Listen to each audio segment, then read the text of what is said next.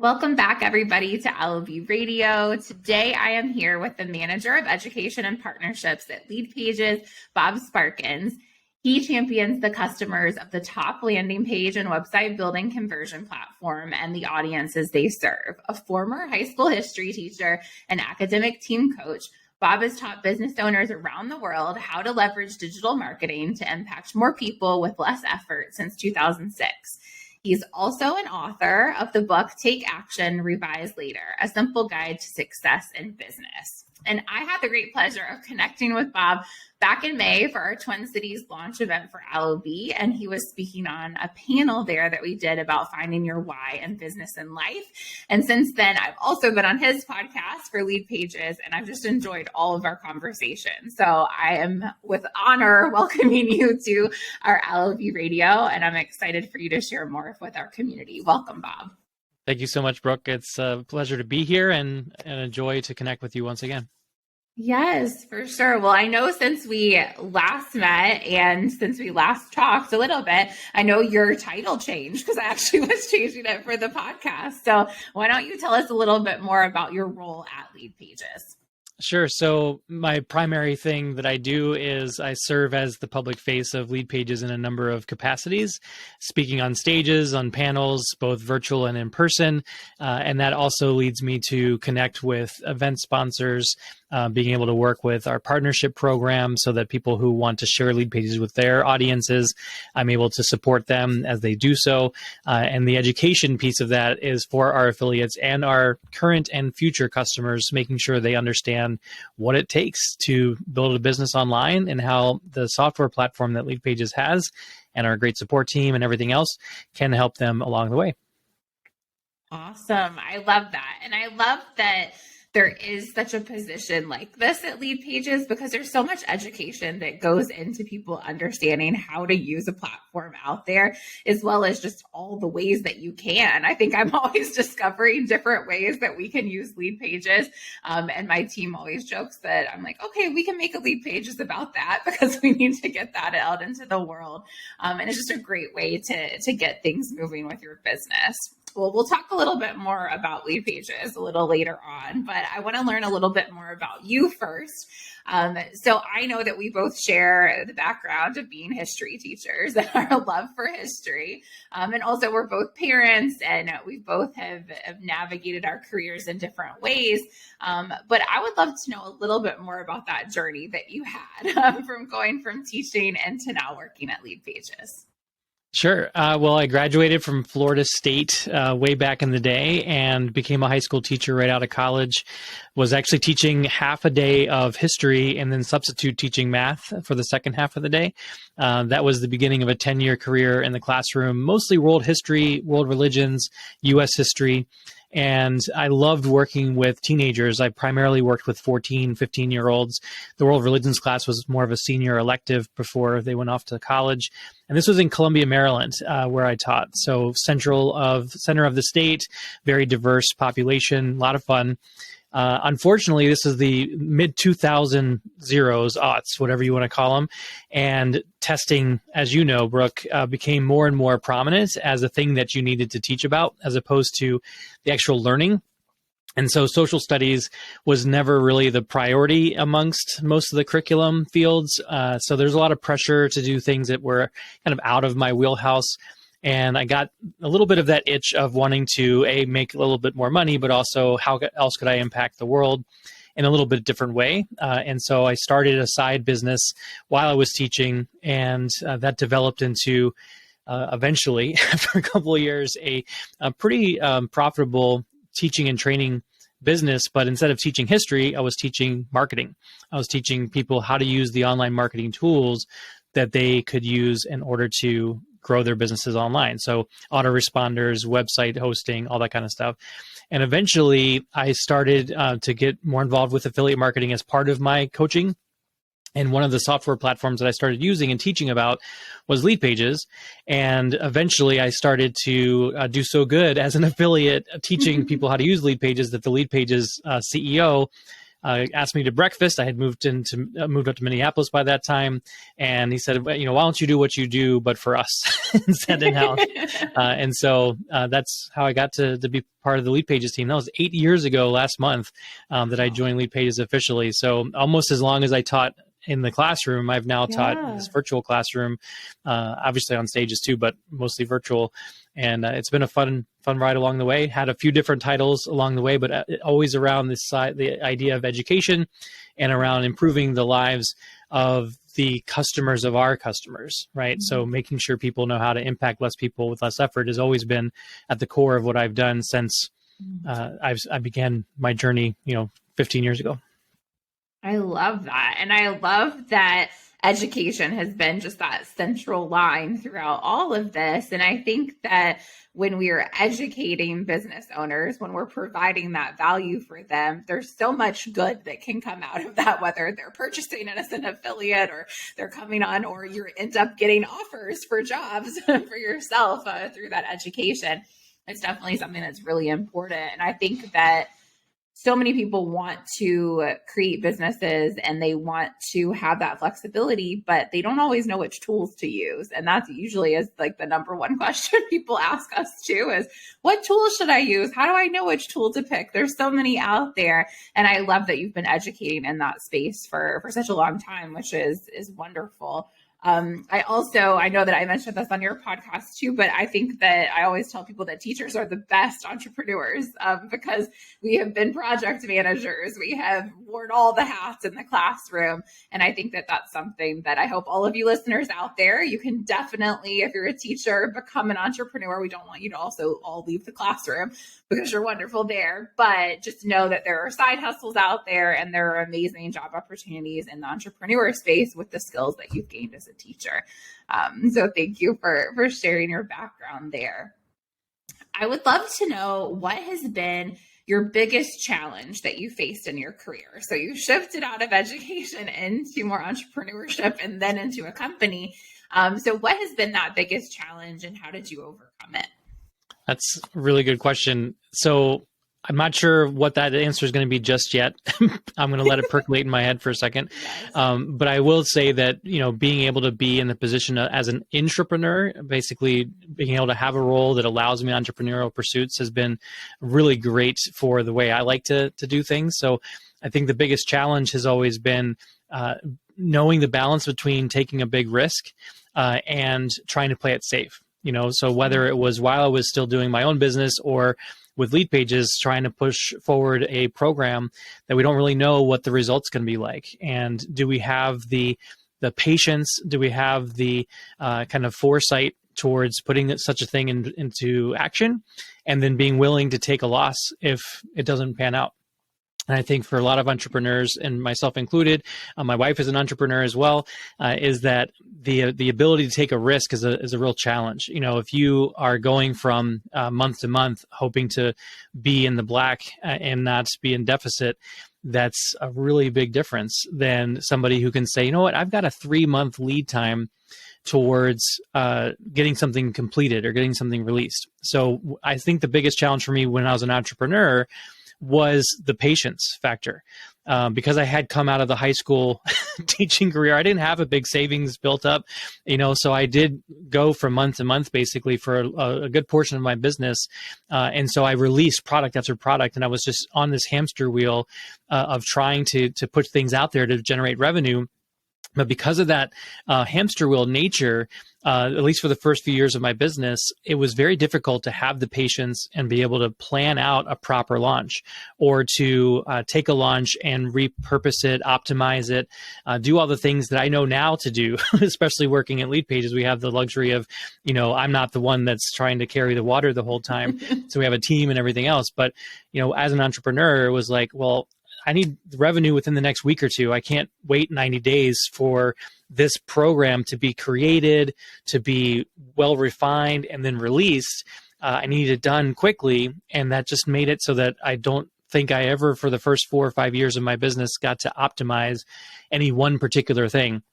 And so I wound up with this overwhelming stack of products and courses, all of which, trying to vie for my attention as a marketer, and trying to work with affiliates who were confused about which program is the one that they should be talking about. And if I were to do it again, I would still probably do 3 or 4, maybe 5 products before I settled on what was my main one, because I don't know if I would have known which one was the sweet spot.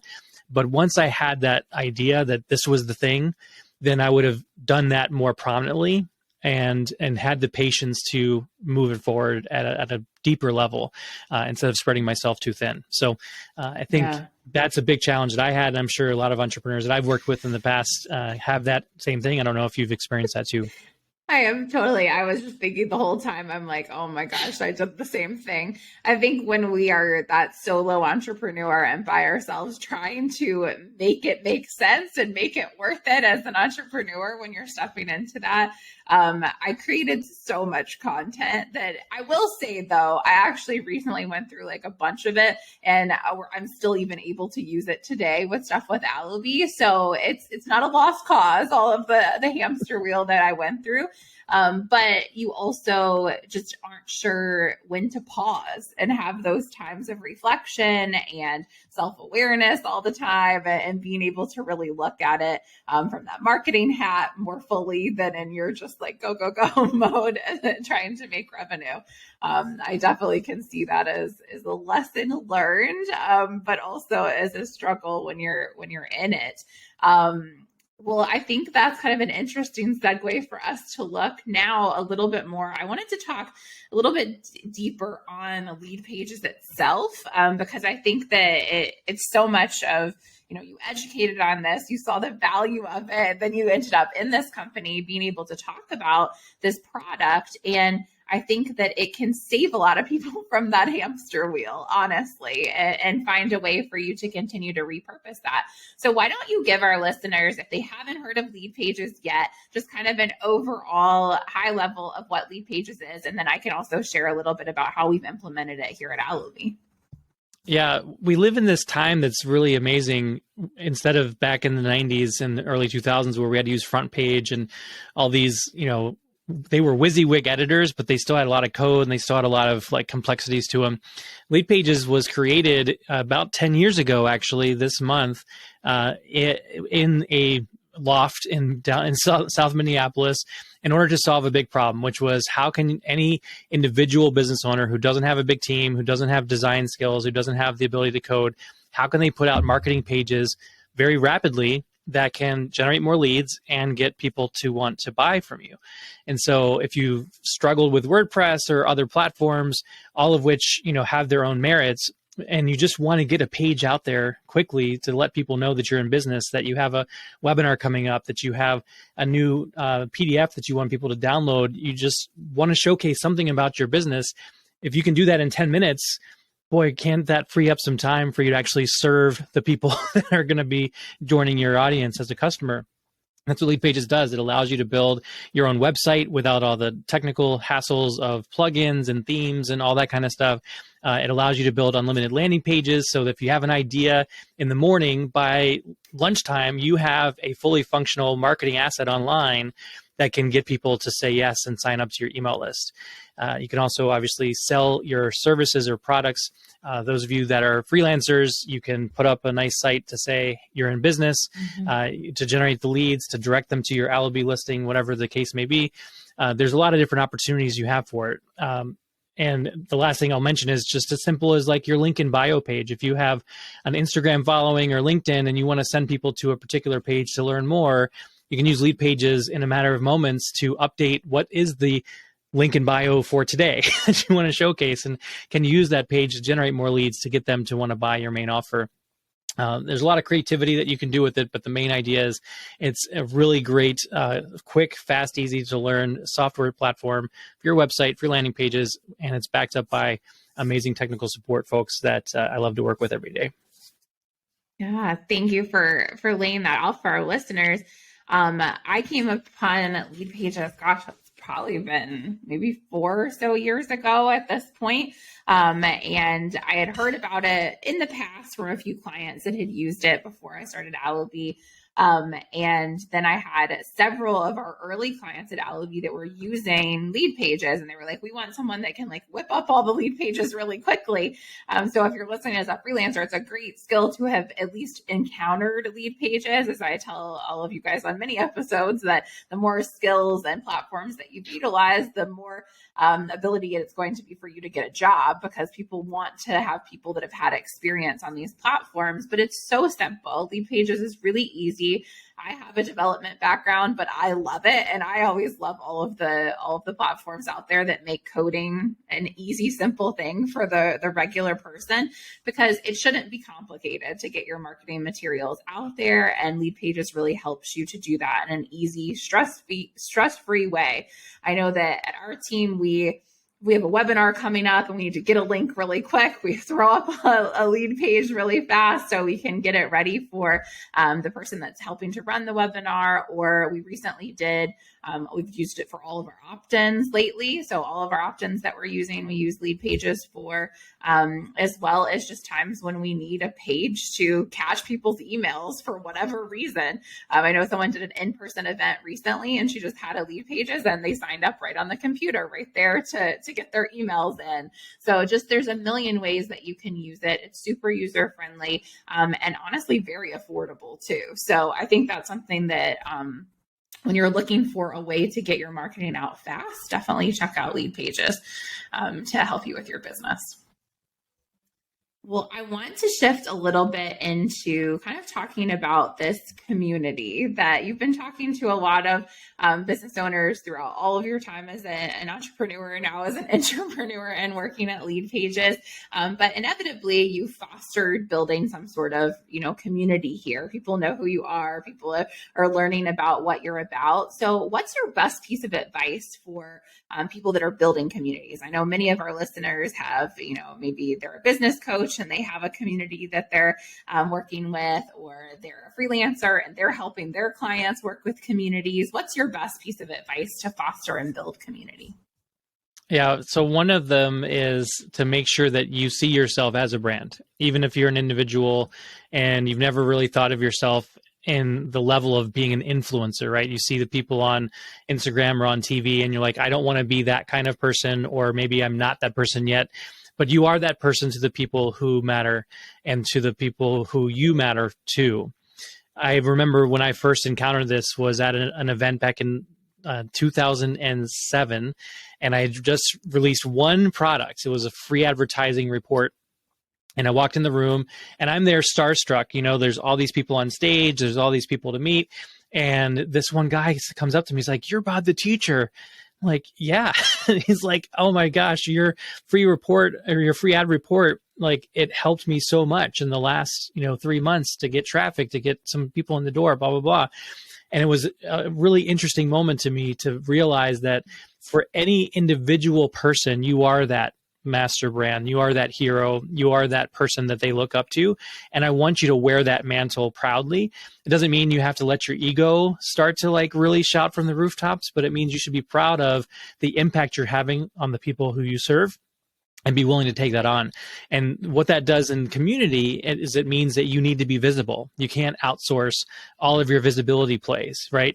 Even if you have, you're using tools like Hootsuite or whatever it is to automate some things, you should be on social media, replying to people yourself, posting things yourself, posting videos of yourself. Get help in maybe polishing it up if you need to, but you can make some pretty nice content yourself and be engaged and do more of that style of things where people can recognize you as a brand with your face, not with an avatar, not with, some logo of a company, but the people who are really going to serve your business because of the way you serve them.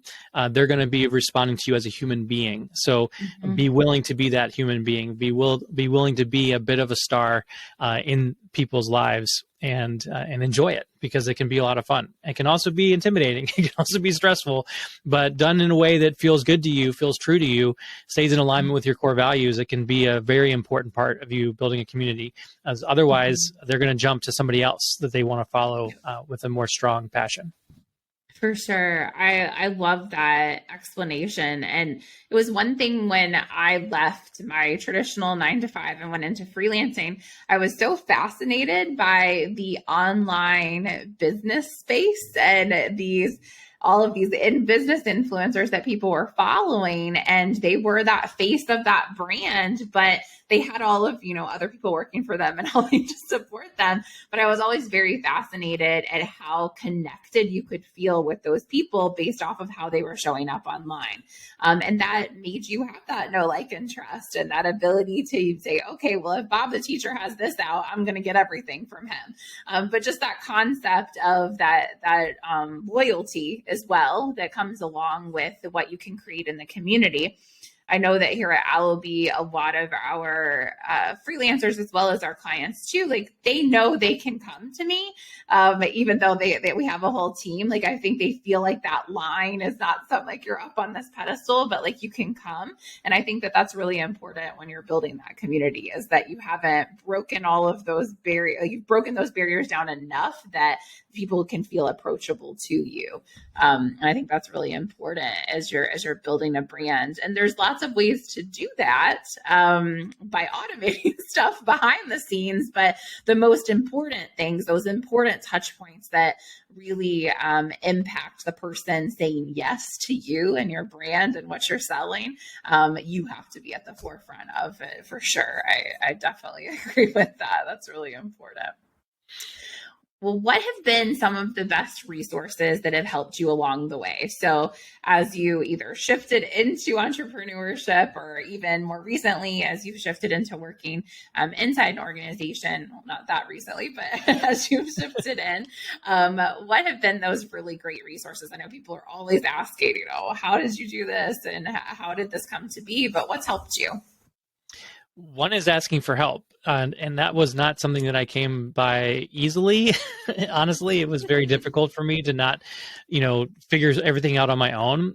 But a few years into my business, I realized that I couldn't go to that next level without asking for some help. And so I hired a business coach, which was part of the program I joined was actually part of a mastermind.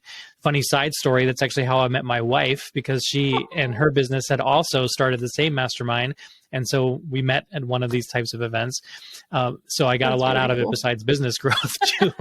That will always be the best resource for you. Right. That's awesome. But I worked with a coach, and it was not cheap, and it was not something that I took too lightly. It took a while for me to, come to the understanding that this was going to truly help me. And it was actually my second group of coaching that I'm thinking of particularly. Gentleman's name is Adam Urbanski, still does a really great job with business coaching. But find someone who is leading a group of people that you can be part of a cohort. Okay. So I say that because I've seen people who sign up to a business coach and they get some training and they get some knowledge and they get some tactics and all that stuff. But what I loved about what Adam did, and he still continues to do, and what other successful business coaches do, is when they bring people into a mastermind cohort sort of format, you're not the only person getting the advice. Your businesses may be very different, but you can cheerlead each other on, and you can become coached not just by the main mentor, but also by your peer group that have said yes at the same time. So whenever you're evaluating who you want to work with as a business coach, I would highly recommend doing so where you're part of a community within that person's coaching arena, whatever you want to call it.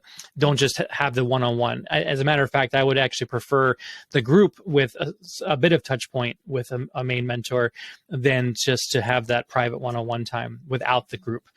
So that's one thing that really helped me as a resource. Another resource was continuing to want to learn. So behind my shoulder, if you're not watching this, there is a bookshelf.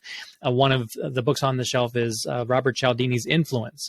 There's a lot of other books up there too, but that particular book I found really valuable for me as a high school teacher to learn marketing in a way that was ethical, in a way that was serving of people, anything from Seth Godin as well, permission marketing, et cetera, also part of that educational resource.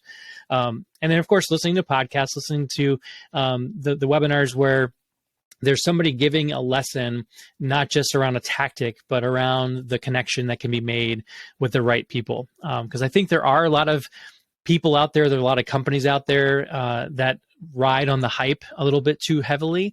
And I believe that your success and my success is going to come from the long-term authenticity play. And so I want you to, whatever resources or people you tap into, always make sure that it's keeping you in alignment with who you are as a human being. Because as a marketer of your business, if you are out of alignment with who you are as a human being, it's going to come across in such a way that repels people, attracts the wrong people, and that can be really frustrating as a business owner. And then the last thing I'd say for resources, I haven't used it much recently, unfortunately, because the specific software that I used basically stopped being updated about 5 years ago, and all the Mac OS updates have basically killed it off. But mind mapping software of some kind has always been important to me. FreeMind was the one that I used for a long time, and now it's basically dead. But using something that helps you to visualize where you want to go in business, whether it's on the day-to-day or it's a week plan, a year plan, whatever the case may be. I used to use it for lesson plans. Nowadays, it's about curriculum design and things like that, but something that can visually represent what your ideas are that you can get out of your head quickly. So you don't spend all your time like writing down on a document all the little nitty gritty things, but something that can visually show you a little bit of a hierarchy, allow your brain to basically dump out of itself the things that are important and essential for you to remember, which frees up your mental space for more creative thought and so forth. So I haven't used Notion or some of the other fancy, tools of the day yet, but anything that you can come across where you feel like you can easily use it to represent what you want to do, I would highly encourage you to take on such a tool. Yes, mind mapping is a game changer. I'm a big proponent of it as well. I've had to try to implement it a little bit more on the team level. And actually ClickUp allows you to do a mind map that then you can then turn into task, which is also really nice. So as the project manager and me, it was great when we were like talking about our repurposing strategy and like some of these things, but it had come down from my own mind mapping of like our vision for Allaby for this year. But that mind mapping is absolutely fabulous. I also, to go back to your first point about the group cohorts, I have always been a proponent of this too. I think the other thing that I love about group cohorts when you're with business coaches is that someone's going to ask a question that you probably were thinking or forgot. And so they're going to ask it and you're going to get that value, but you don't have to be on 100% during that session where you're always thinking about it. You can absorb, and then maybe the next session you're asking more questions and someone else is listening more. But there's so much value in it. And it's usually a little bit more affordable than the one-on-one coaching too. And so I always encourage people, like, if you could find that good cohort, and if you can't afford it, get together with some friends that are at similar stages of business to you in a community that you're a part of, and create your own mastermind. But I definitely agree. Those were some of the best resources for me too. And now I need to go back and do another mind map because that reminds me when my mind is all crazy, it's really good to get it on paper. So great advice. Thank you for sharing that. Well, I have two more questions for you as we get ready to close up. First is, what's your favorite quote? Well, I'm not going to use my own of Take Action, Revise Later because that would be too self-serving.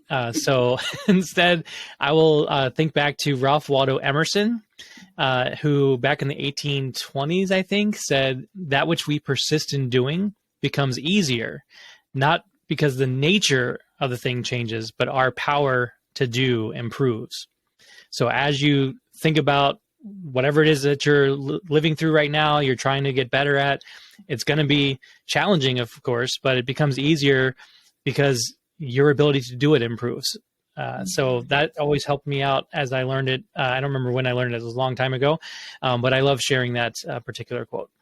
Yeah, no, that's a great one. I think that everything about learning, this has been a really good one. And one of our core values here at Allaby is be always learning. So that is something that we are a big proponent of. I had to throw that in as a former teacher too, to always make sure, but it's important. And I think that the people that, especially entrepreneurs, if you're continuously learning and showing up to, gain that value from education, you're going to have a lot more successful, longer ride. And if you're authentic while you're doing it, even better. So we've definitely had some great takeaways from today. Well, my last question for you, and then we're going to kind of start to close it out, is what impact or legacy do you want to leave? I know you're a parent. I know you're a business owner. So either way that you want to go, but what impact or legacy do you want to leave on this world? Well, that's a nice light question to wrap up the I like conversation to throw with. the hard stuff at the end, That's amazing. But you are correct. I do have two kids. They are at this moment 6 years old and 4 years old. And in general, like for me, legacy always means that what's the life like after I'm gone. So I used to teach world religions. And so I used to help students figure out for themselves what is their afterlife. Whatever their religion is, they have their own faith, belief, etc. And for me, it was always, and continues to be, it's not so much about my afterlife, it's about what life is like after I'm gone. And so that does mean that people have an easier time in whatever it is that I've helped them to understand, whether it was back in the day teaching students who needed to understand their world better. Obviously, it's not gotten easier to understand the world's conflicts and politics and all the things that are there. Sadly. But the Right? ones that at least learned the premise of history, I feel like maybe they'll think a little more thoroughly when they're looking at the world. Exactly. Thinking more critically, that's always good. From a business standpoint, obviously, being able to get the technology to not be in your way, but be in service of you, which is what I think we do so well at Leadpages. And then just for my kids, trying to make sure that they feel loved and confident and that they know that they're going to have a big impact on the world as well in ways that they choose. And they're going to have a great time doing it. So I think that's how I'd answer that very light question here without going into an hour-long further discussion. I know we can have a whole episode on everyone's legacies, but I do that because I feel like it's something we don't always get to talk about, and it's something kind of cool and special. But also just like it all comes down to the impact in the end of what we're doing with our lives and how we're doing them. And it's good to see that like you're making this impact, you're building that legacy. So thank you for sharing. Well, my last final, I promise, question for you is there anything fun coming up for Leadpages, or how can we, stay in contact with you? We'll definitely link everything in the show notes, but I'd love for you to share that now. Yeah, so I'm excited because we are heading into that season where people are really eager to improve their businesses around Black Friday, Cyber Monday, things of that nature. So I am teaching a sales page training camp for the Leadpages community, and you can get the details from the show notes from Brooke here. But the main idea is that in a matter of 4 sessions over the 2 weeks, I'm teaching you how to come up with your offer, how to craft the words for that offer, how to turn it into a really great looking landing page, and how to optimize it for sales. And that's going to be part of the Black Friday, Cyber Monday offer, but it's actually happening right now when the time this podcast comes out. So that if you choose to use it as a way to do your own Black Friday offer, you can, but it's designed to be a way to make a better sales page for your business any time of the year. You can use it for your thank you page offer you might do for any time somebody starts on the first step of their journey with you, by downloading a lead magnet, or maybe you just have a special offer you want to send out to your list. That's the kind of page that we're creating. And then I would also say that I have the podcast over at Leadpages for the lead generation is what it's called. And so I want to make sure that you listen into that. Episode 41, I believe. No, 42. Episode 42 is with Brooke. And we talk a bit more about her experience on entrepreneurial journey, some of which you've heard before, I imagine, on other episodes of hers, but some of which I think may surprise you. So hop on over to leadpages.com/podcast in order to listen in to those shows. And as you'll see, when you get into the mix of things, we'll be talking about the sales page training camp. If you miss that because you've listened to this episode later on in the year, there may still be a way for you to get at least the recordings of that. So definitely pay attention to that. And I'm excited to work with you regardless by becoming part of the Leadpages community. Yes. Well, I'm excited. I feel like I need to attend this training that you're teaching. which is always good when business owners that have been in business for a while are still attracted to what you're teaching. So good work. We definitely need to have we were just talking about what our Black Friday offer is going to be, and we need a way to execute that. So we'll definitely be using Leadpages, I'm sure.